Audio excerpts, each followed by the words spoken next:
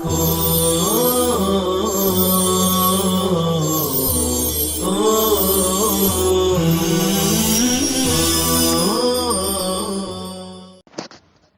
الله الرحمن الرحيم نحمده ونصلي على رسوله الكريم أما بعد. قال المصنف رحمه الله: فإن كان صاحبها نكرة وجب تقديمها ولا يتقدم على العامل المعنوي بخلاف الظرف ولا على المجرور على الأصح. پس اگر ذوالحال نکرہ ہو تو حال کو اس پر مقدم کرنا واجب ہے، اور حال عامل معنوی پر مقدم نہیں ہو سکتا. ولا يتقدم على العامل المعنوی، اور حال عامل معنوی پر مقدم نہیں ہو سکتا، بخلاف الظرف، برخلاف ظرف کے. ولا على المجرور على الاصح، اور نہ ہی حال ذوالحال مجرور پر مقدم ہو سکتا ہے صحیح ترین قول کے مطابق. طلبہ عزیز، اس سے پہلے ایک قاعدہ بیان کیا کہ حال ہمیشہ نکرہ ہوتا ہے اور ذوالحال اکثر معرفہ ہوتا ہے، کبھی کبھی نکرہ بھی ہو جاتا ہے. تو یہاں سے مصنف یہ بیان کرنے جا رہے ہیں کہ اگر ذوالحال نکرہ ہو تو اس صورت میں حال کے بارے میں کیا حکم ہوگا. چنانچہ فرماتے ہیں کہ اگر ذوالحال نکرہ محضہ ہو، یعنی نکرہ مخصصہ نہ ہو، نکرہ محضہ ہو، تو حال کو ذوالحال پر مقدم کرنا واجب ہے.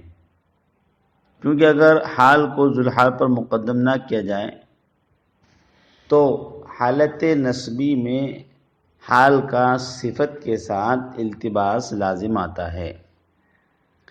جیسے ایک مثال ہے: لقیت فاضلا رجلا، میں نے ایک شخص سے ملاقات کی اس حال میں کہ وہ فاضل ہے. اب اس مثال میں رجلا ذوالحال ہے، نکرہ ہے، اور فاضلا یہ حال واقع ہے. اگر ذوالحال کو مؤخر نہ کیا جائے اور اس طرح کہا جائے لقیت رجلا فاضلا، یعنی حال کو مقدم اور ذوالحال کو مؤخر نہ کیا جائے اور اس طرح کہا جائے لقیت رجلا فاضلا، تو بہت ممکن ہے کہ کسی کو صفت کا اندیشہ ہو جائے،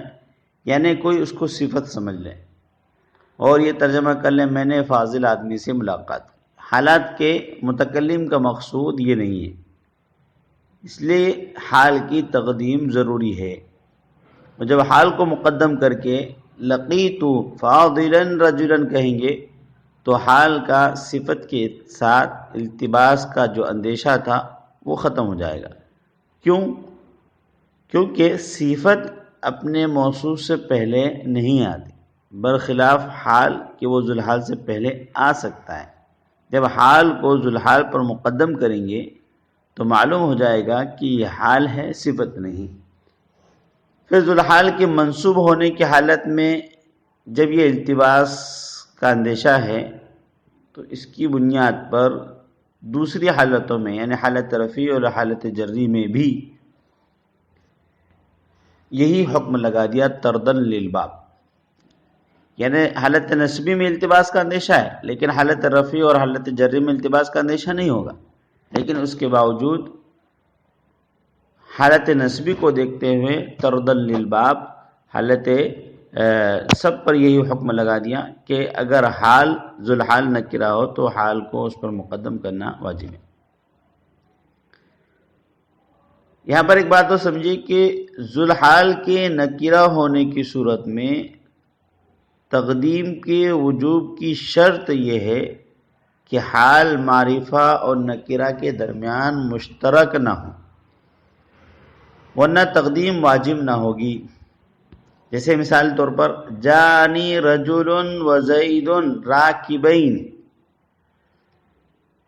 تو یہاں پر دیکھیے راکبین حال واقع ہے اور ذوالحال رجل نکیرہ ہے اور زید معرفہ، تو ذوالحال نکیرہ اور معرفہ دونوں کے درمیان مشترک ہے، لہذا یہاں پر حال کی تقدیم واجب نہیں ہے۔ آگے مصنف نے حال کے عامل کے متعلق ایک مسئلہ ذکر کیا ہے۔ فرماتے ہیں کہ حال عامل معنوی پر مقدم نہیں ہو سکتا، کیونکہ عامل معنوی عامل ضعیف ہے، پس اپنے ضعف عمل کی وجہ سے اپنے ماقبل میں عمل نہیں کر سکتا، لہذا ھذا زید قائما، اس کو آپ قائما ھذا زید نہیں کہہ سکتے، یا زید قائما ھذا نہیں کہہ سکتے، یعنی حال کو مقدم نہیں کر سکتے، کیونکہ ھذا یہاں پر عامل معنوی ہے اور عامل معنوی پر مقدم لازم آتا ہے، اور یہ صحیح نہیں ہے۔ ہاں اگر جہاں التباس کا اندیشہ نہ ہو تو وہاں پر حال کو عامل معنوی پر مقدم کرنا جائز ہے۔ جیسے ایک مثال ہے، زید قائما کعمر قائدا، تو یہاں پر دیکھیے زید یہ قائما سے حال واقع ہے اور قائدا یہ امر سے حال واقع ہے، اور یہاں پر عامل معنوی کاف حرف تشبیہ ہے،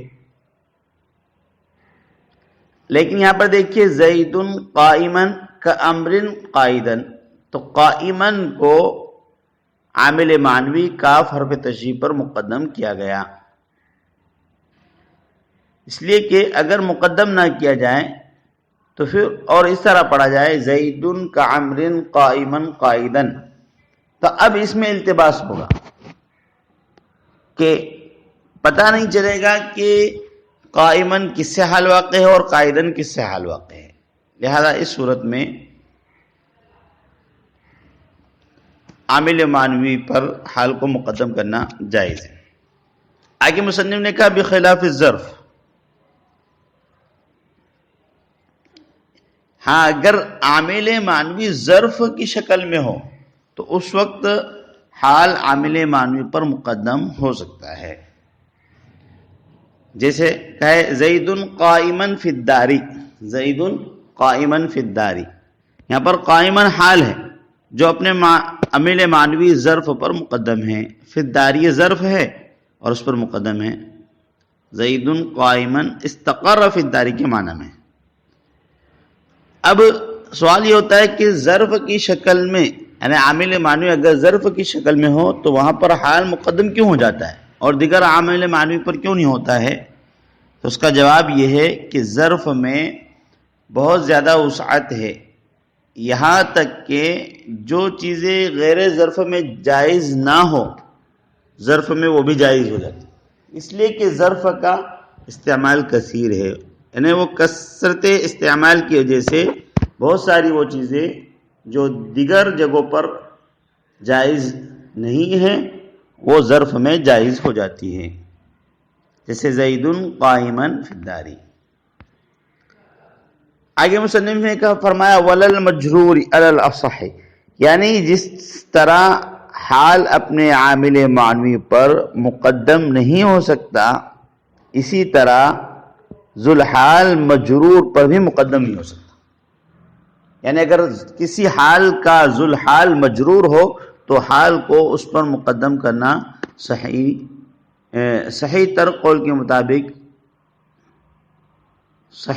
ترین قول کے مطابق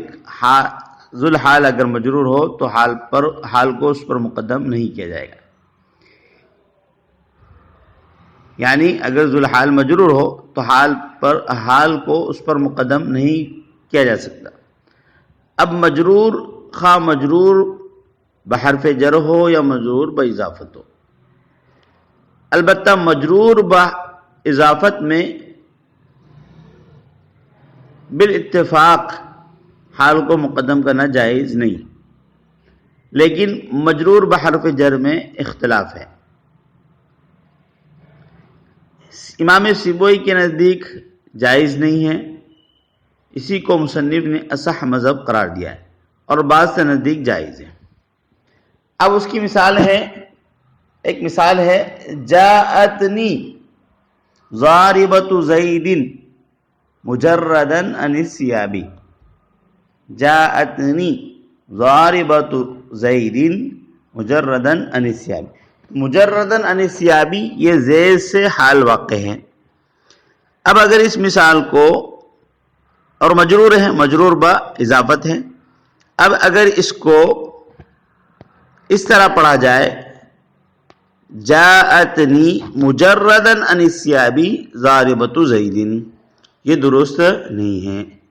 کیونکہ زید جو ذوالحال ہے وہ مجرور با اضافت ہے، لہذا مجردا عن الثياب حال کو مقدم نہیں کیا جائے گا، بلکہ اس طرح کہنا پڑے گا جاءتنی ضاربۃ زید مجردا عن الثياب۔ اور مجرور بحرف جر کی مثال ہے مررت بہند یا مررت بزید جالسا، میں زید کے پاس سے گزرا اس حال میں کہ وہ بیٹھا ہوا تھا۔ اب اس طرح نہیں کہہ سکتے مررت جالسا بزید، یہ کہنا درست نہیں ہے، کیونکہ زید جو ذوالحال ہے وہ مجرور ہے، اور ذوالحال مجرور بحرف جر پر اصح مذہب کے مطابق حال کو مقدم نہیں کر سکتے۔ البتہ بعض حضرات نے مجرور بحرف جر کی صورت میں اس کو جائز کہا ہے، اور وہ یہ کہتے ہیں کہ قرآن کریم کی آیت ہے وَمَا أَرْسَلْنَاكَ إِلَّا كَافَّةً لِلنَّاسِ، اس میں کافہ یہ للناس سے حال واقع ہے، اور للناس مجرور، اس کے باوجود حال اس پر مقدم ہے۔ یہاں پر ایک بات یہ سمجھیے کہ اگر ذوالحال مجرور ہو تو حال کو اس پر مقدم کرنا جائز کیوں نہیں ہے؟ اس کی وجہ یہ ہے کہ حال وجود میں ذوالحال کے تابع ہے اور اس کی فرع ہے، اور ذوالحال یہاں مضاف الیہ ہے، اور مضاف الیہ کو مضاف پر مقدم کرنا جائز نہیں، مضاف الیہ کو مضاف پر مقدم کرنا جائز نہیں، تو جو مضاف الیہ کا تابع ہے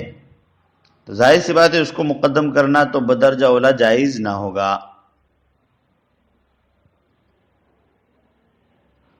اور مجرور بحرف جر کی صورت میں اس لیے کہ حال ذوالحال کا تابع ہے، اور ذوالحال یہاں مجرور ہے، اور مجرور کو جار پر مقدم کرنا جائز نہیں ہے، تو مجرور کا جو تابع ہے اس کو جار پر مقدم کرنا بدرجہ اولا جائز نہ ہوگا، لہذا مررت جالسا بزید کہنا صحیح نہیں ہے۔ آج ہم اسی پر اکتفا کرتے ہیں، عبارت کا ترجمہ دیکھ لیں، پھر اس کے بعد ہم سبق کا اختتام کرتے ہیں۔ فَإِن كَانَ صَاحِبُهَا نَكِرَةً وَجَبَ تَقْدِيمُهَا، پس اگر ذوالحال نکرہ ہو تو اس کو یعنی حال کو مقدم کرنا واجب ہے، اور وہ حال عامل معنوی پر مقدم نہیں ہو سکتا، ولا يتقدم عامل المعنوی کی، اور حال عامل معنوی پر مقدم نہیں ہو سکتا، برخلاف ظرف کے، یعنی ظرف اگر ہو عامل معنوی تو پھر وہ مقدم ہو سکتا ہے، اور نہ مجرور ذوالحال مجرور پر مقدم ہو سکتا ہے، یعنی ذوالحال مجرور ہو تو اس پر بھی مقدم نہیں ہو سکتا ہے صحیح ترین قول کے مطابق۔ صلی اللہ تعالی علی خیر خلق محمد وعلی آلہ وصحبہ اجمعین۔